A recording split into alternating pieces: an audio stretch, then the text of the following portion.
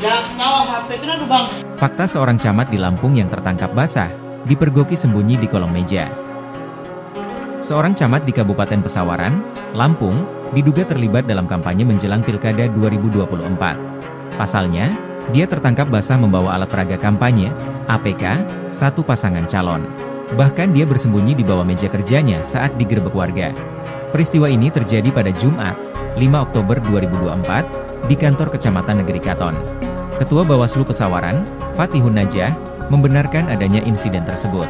Benar, dari video yang kami terima, yang bersangkutan diduga bersembunyi saat dipergoki warga, diujar Fatih, Senin, 7 Oktober 2024, pagi.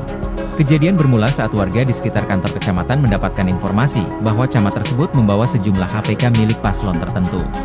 APK tersebut menampilkan gambar paslon nomor urut 2, Nanda Indira dan M. Antonius. Warga segera memasuki ruangan camat bernama Enggo Pratama dan menemukan dia bersembunyi di bawah meja. Setelah diminta keterangan, warga memeriksa mobil dinas camat tersebut. Saat diperiksa ditemukan 250 banner dengan kayu penyangga serta 41 kaos bergambar paslon nomor urut 2, Nanda Indira Muhammad Antonius. Semua barang bukti, baik banner maupun kaos, sudah kami amankan, kata Fatih.